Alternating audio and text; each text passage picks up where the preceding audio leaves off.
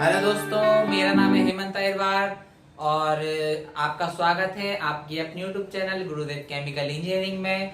और इस वीडियो के लास्ट तक बने रहे। अगर ये वीडियो आपको अच्छा लगे तो इसको लाइक करिए, सब्सक्राइब करिए और अपने फ्रेंड्स के साथ शेयर कीजिए। और जैसा कि पिछले वीडियो में हम पढ़ चुके थे फ्लूइड मैकेनिक्स के सेकंड पार्ट जो था हाइड्रोलिक कोफिशिएंट्स के बारे में और फ्लोरेसिटी के बारे में, और जिसमें मैंने कंप्रेसिबिलिटी को बताने की कोशिश की थी लेकिन वो उसमें कवर नहीं हो पाया। तो आज हम इस वीडियो में कंप्रेसिबिलिटी के बारे में पढ़ेंगे और कंप्रेसिबिलिटी के बारे में पढ़ने से पहले हम कुछ इंपॉर्टेंट टर्म्स को क्लियर करेंगे। तो उन इंपॉर्टेंट टर्म को क्लियर करने के बाद ही हम कंप्रेसिबिलिटी पर आएंगे। तो वो इंपॉर्टेंट पार्ट्स है स्ट्रेस, स्ट्रेन और उनके टाइप्स और बल्क मॉड्यूलस, और उसके बाद हम पढ़ेंगे कंप्रेसिबिलिटी क्या होता है। तो चलिए स्टार्ट करते हैं फर्स्ट टॉपिक जो कि है स्ट्रेस। बेसिकली स्ट्रेस बेसिकली एक प्रेशर है, एक फोर्स है।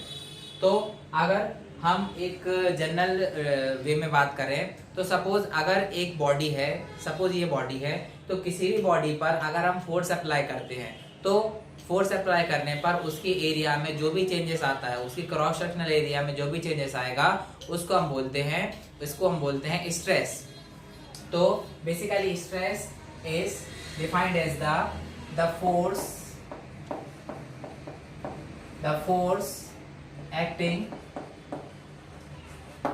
acting to the cross sectional area of the body is called stress। तो किसी भी बॉडी में अगर हम ये per unit cross sectional area पर जो भी फोर्स अप्लाई होगा या क्रॉस सेक्शनल एरिया में जो भी चेंजेस होगा फोर्स अप्लाई करने पर उसको हम बोलेंगे शेयर, उसको बोलेंगे हम स्ट्रेस। तो basically stress is equal to force per unit area.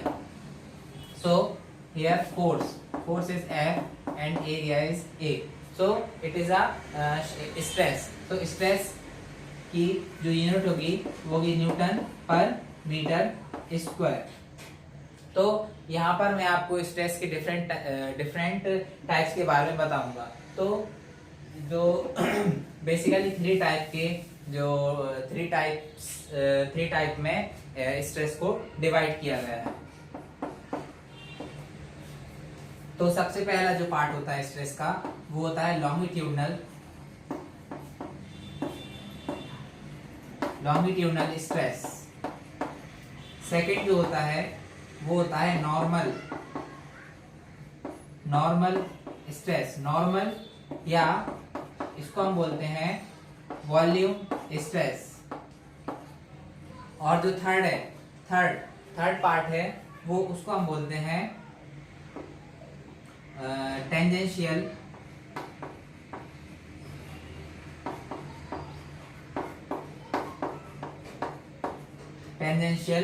Stress.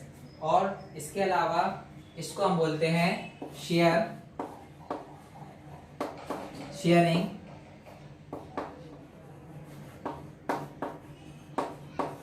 तो बेसिकली थ्री टाइप के हमारे पास स्ट्रेस है जो कि है लॉन्गिट्यूडनल स्ट्रेस, नॉर्मल और या वॉल्यूम स्ट्रेस, और थर्ड है टेंजेंशियल स्ट्रेस और शेयरिंग स्ट्रेस। तो सबसे पहले जैसा कि हम स्ट्रेस के बारे में पढ़ चुके हैं, तो स्ट्रेस क्या होता है फोर्स पर यूनिट एरिया। तो वैसे ही लॉन्गिट्यूडनल मींस होता है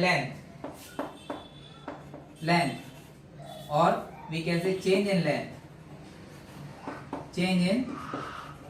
लेंथ। तो लॉन्गिट्यूडनल स्ट्रेस का मतलब है कि अगर हम किसी भी बॉडी पर अगर हम फोर्स अप्लाई करते हैं तो उसके एरिया में चेंजेस आ जाता है। इट मींस हम कह सकते हैं कि स्ट्रेस हमारा ज्यादा होगा जितना ज्यादा हमारा फोर्स होगा। Means force increase that stress will also be increase. If area decrease then stress will be increase। तो अगर एरिया कम होगा तो फोर्स हमारा उस कंडीशन में ज्यादा अप्लाई होगा। तो वैसे ही सपोज एक एग्जांपल, फॉर एग्जांपल सपोज एक वायर है, सपोज एक थिक वायर है, तो उस थिक वायर को अगर हम उसकी जो लेंथ है वो कैपिटल एल है, कैपिटल एल है, तो जो भी उसमें चेंजेस आएगा आफ्टर स्ट्रेचिंग, तो वो जो फोर्स अप्लाई किया गया है उस पर उसके एरिया को, उसके शेप को चेंज करने के लिए वो हमारा होगा स्ट्रेस। तो ये था एक बेसिक एग्जांपल, एक छोटा सा एग्जांपल। जैसा कि आपने देखा होगा कि अगर हम किसी मोटे वायर को अगर हम खींचते हैं तो वो एक पतले वायर में कन्वर्ट हो जाता है, बस उसकी लेंथ में चेंज आ जाता है, सपोज स्टार्टिंग लेंथ की हमारी कैपिटल एल और इंक्रीज हुई लेंथ क्या है, स्मॉल एल। तो ये बेसिकली डिफरेंस है दोनों के बीच में। जो हमारी ओरिजिनल लेंथ है वो कैपिटल एल है और इंक्रीज इन लेंथ है वो कितनी है, स्मॉल एल है। तो अगर ये जो है इसके एरिया में क्या गया है, चेंज आ गया, मतलब इसका एरिया अगर 23 मीटर स्क्वायर था तो अब इसका एरिया क्या हो गया है, डिक्रीज हो गया। तो कब हुआ है, जब हमने फोर्स अप्लाई किया है। तो ये था बेसिक छोटा सा example for the longitudinal stress. अब हम दूसरा जो एग्जांपल है वो है नॉर्मल स्ट्रेस। तो नॉर्मल स्ट्रेस बेसिकली क्या होता है कि जब हम किसी भी बॉडी पर फोर्स अप्लाई करते हैं तो उसके वॉल्यूम में जो भी चेंज आता है, सपोज एक कंटेनर है, कंटेनर में कुछ गैस फिल्ड है और उस पर हम प्रेशर अप्लाई कर रहे हैं P, तो इसके वॉल्यूम में चेंज आएगा जब हम प्रेशर को इंक्रीज कर देंगे। तो जब हम pressure applied on the piston, तो क्या होगा, इसका वॉल्यूम जो होगा वो डिक्रीज हो जाएगा, गैस का जो वॉल्यूम होगा वो डिक्रीज हो जाएगा। तो उसके वॉल्यूम में डिक्रीज आना कब आना, जब हम उस पर फोर्स और प्रेशर अप्लाइड करेंगे, क्योंकि प्रेशर P क्या होता है, फोर्स पर यूनिट एरिया। तो जो शेयर स्ट्रेस है वो बेसिक एक प्रेशर का ही टर्म है। तो अगर हम किसी भी ऑब्जेक्ट पर फोर्स अप्लाई करते हैं तो उसके एरिया में जो भी चेंजेस आता है और या उसके वॉल्यूम में जो भी चेंजेस आता है उसको हम बोलते हैं नॉर्मल या वॉल्यूम स्ट्रेस बोला जाता है। तो ये था वॉल्यूम स्ट्रेस के बारे में। अब नेक्स्ट है शेयरिंग स्ट्रेस और द टेंजेंशियल स्ट्रेस। तो बेसिकली जब किसी भी बॉडी में अगर हम टेंजेंशियली फोर्स अप्लाई करते हैं तो उसके एरिया में जो भी चेंजेस आता है, सपोज उसके एरिया में जो बैकवर्ड फोर्स लगता है, अगर हम इनिशियली फोर्स F अप्लाई कर रहे हैं तो उस पर एक बैकवर्ड फोर्स लगता है, उसके जब लगता है जब उसके एरिया में वेरिएशन होता है। सपोज ये एक पाइप है, उस पाइप में क्या है कि इनिशियली जो एरिया है वो डिक्रीजिंग होता जा रहा है, तो एरिया डिक्रीज हो रहा है। इसका मतलब यहाँ पर क्या होगा कि जो शेयर स्ट्रेस है वो क्या होगा, बढ़ता जाएगा। तो वही यहाँ पर बात हो रही है कि जैसे ही यहाँ पर जो फोर्स अप्लाई होगा, जो भी प्रेशर अप्लाई होगा, तो उससे शेयर स्ट्रेस क्या हो जाएगा, हमारा बढ़ जाएगा।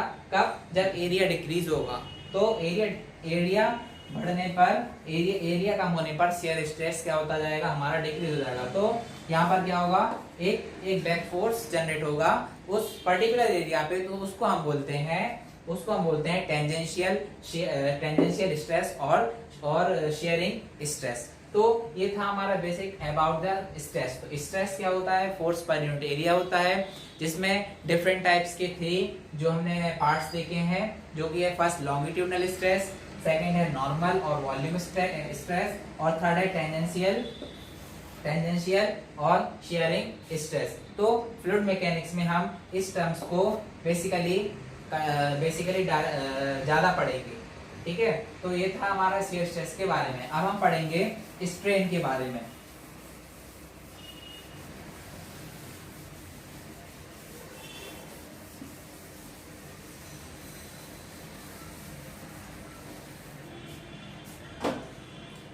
बेसिकली जो स्ट्रेन जो होता है वो किसी भी एक फ्रैक्शनल रेशियो होता है, एक फ्रैक्शनल डायमेंशन होती है। अब वो फ्रैक्शनल डायमेंशन भले ही लेंथ का हो, वॉल्यूम का हो या एरिया का हो, तो उस टर्म को या उस रेशियो को हम बोलते हैं स्ट्रेन। तो strain basically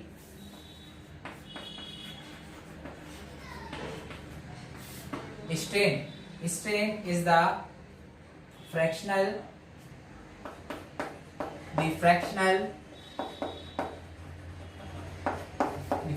ratio of the dimensions is called strain।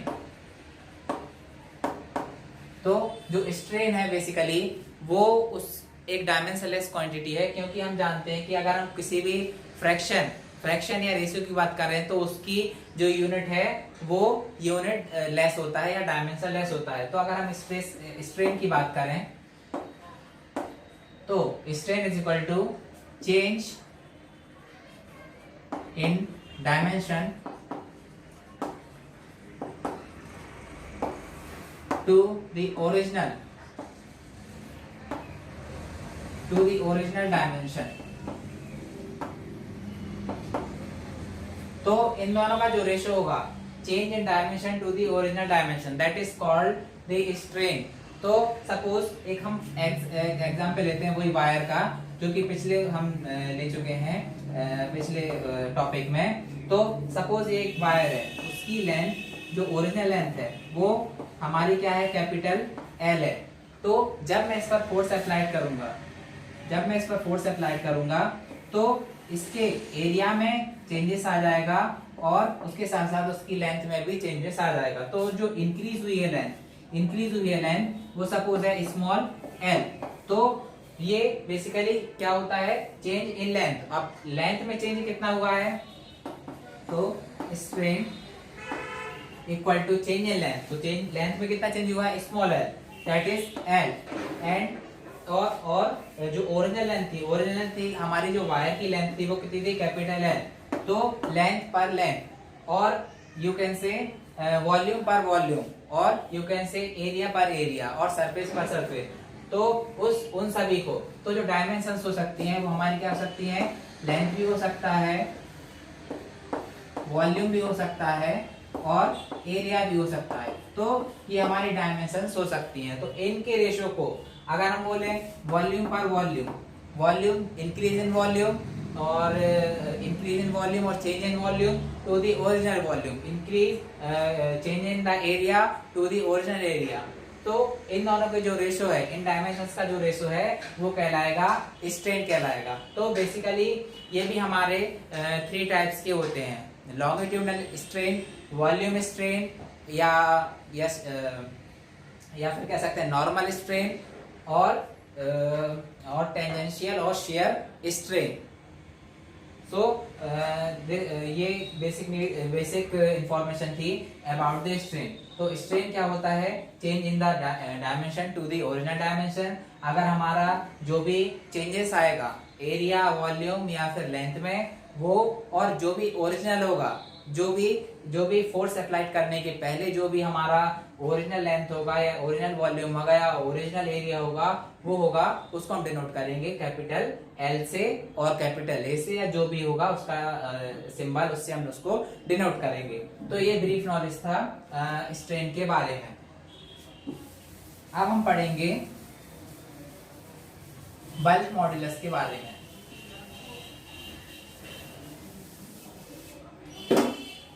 तो बेसिकली बल्क मॉड्यूलस जो है, उसमें अगर हम किसी भी बॉडी पर अगर हम फोर्स अप्लाई करते हैं, तो फोर्स अप्लाई करते हैं तो उसकी शेप में कोई भी चेंज नहीं आता है। कब, जब हम उसकी बॉडी पर यूनिफॉर्मली और नॉर्मली, यूनिफॉर्मली में सपोज एक ऑब्जेक्ट है, तो उस पर हम यूनिफॉर्मली एक इक्वल फोर्स अप्लाई कर रहे हैं, तो उसकी बॉडी में कोई भी चेंजेस नहीं आएंगे। लेकिन उसकी और उसके अलावा नॉर्मल फोर्स अप्लाई कर रहे हैं, सपोज ये है, सपोज ये है, सपोज एक पिस्टन है, तो हम एक नॉर्मल फोर्स यहाँ से अप्लाई कर रहे हैं या प्रेशर अप्लाई कर रहे हैं, तो उसके शेप में कोई भी चेंजेस नहीं आएगा, सिर्फ और सिर्फ उसके वॉल्यूम में चेंजेस आएगा। तो उस पूरे को हम कवर करेंगे बल्क मॉडुलस में। तो बेसिकली जो बल्क मॉडुलस होता है, वो बल्क मॉडुलस हमारा जो होता है वो एक रेशियो है normal stress to the volume strain. जैसा कि मैं आपको बता चुका हूँ नॉर्मल स्ट्रेस और वॉल्यूम स्ट्रेन के बारे में। नॉर्मल स्ट्रेस को हम वॉल्यूम स्ट्रेस भी बोलते हैं। तो वॉल्यूम में जो भी चेंजेस होगा फोर्स अप्लाई करने पे, और जो भी हमारा जो भी चेंजेस हुए हैं उसके शेप में, उसके वॉल्यूम में और उसके वॉल्यूम स्ट्रेन में, तो उसको हम बोलेंगे बल्क मॉडुलस। तो अगर किसी भी बॉडी पर अगर हम एक यूनिफॉर्मली अगर हम नॉर्मली फोर्स अप्लाई करते हैं तो उसकी बॉडी में कोई भी चेंजेस नहीं आता है, और उस पर कोई भी बॉडी में चेंजेस नहीं आता है, सिर्फ और सिर्फ उसके वॉल्यूम में ही जो भी होगा वो उसकी वॉल्यूम में ही चेंजेस आएंगे। तो चलिए अब हम समझते हैं बल्क मॉडुलस को। तो बेसिकली जो बल्क मॉडुलस है,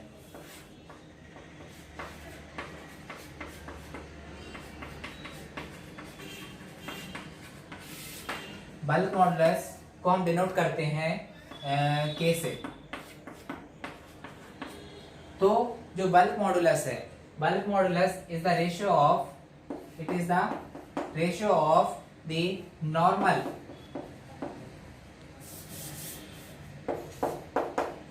normal stress to the volume strain. Suppose ये एक पिस्टन है, एक सिलेंडर है, जिसमें इनिशियल जो प्रेशर है वो इनिशियल प्रेशर है कैपिटल P, और इसमें जो भी गैस है वो V है, और जो हमारा वॉल्यूम है गैस का वो V है। इसमें कुछ जो भी है कुछ गैस फिल्ड अप है। अब सपोज मैं इस पर प्रेशर अप्लाई करता हूं,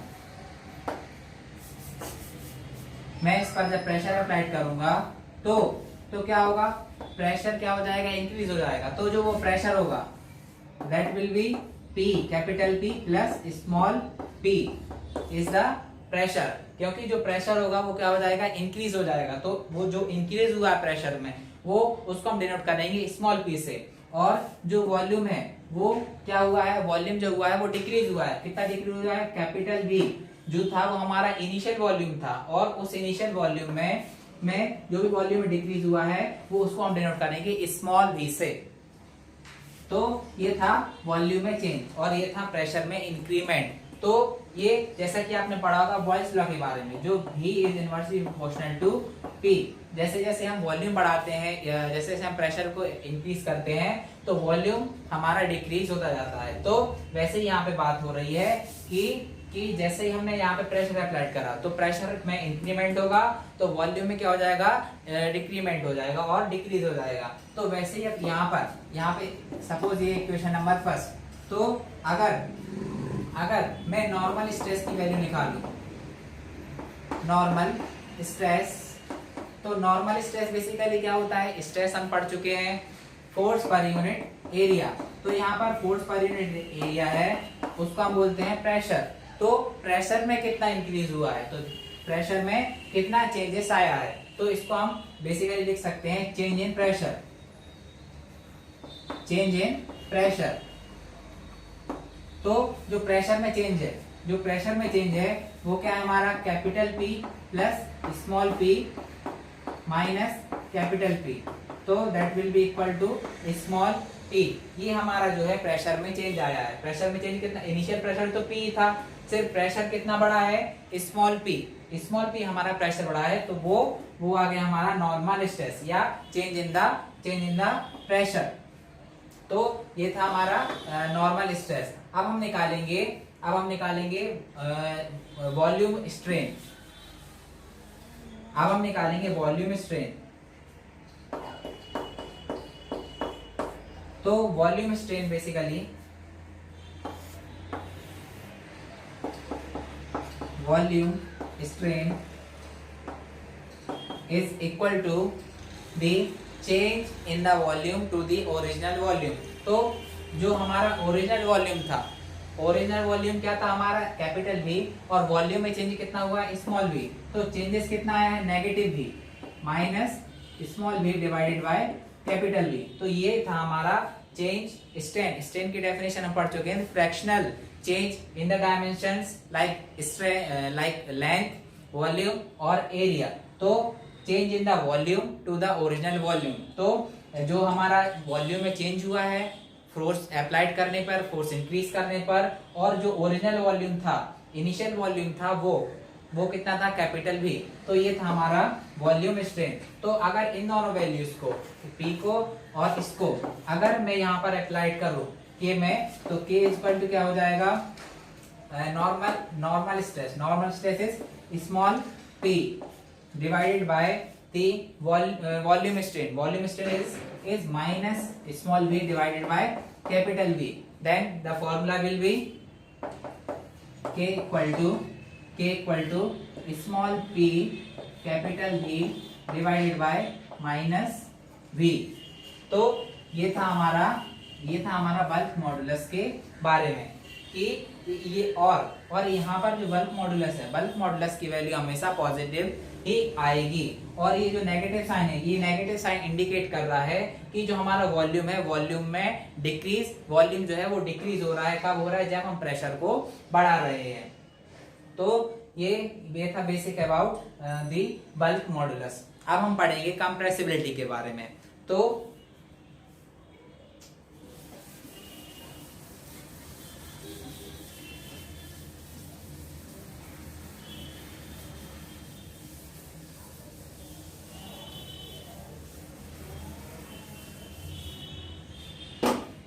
बेसिकली कंप्रेसिबिलिटी जो होता है वो रेसिप्रोकल होता है बल्क मॉडुलस का। सपोज जो कंप्रेसिबिलिटी है, कंप्रेसिबिलिटी को डिनोट करते हैं बीटा से।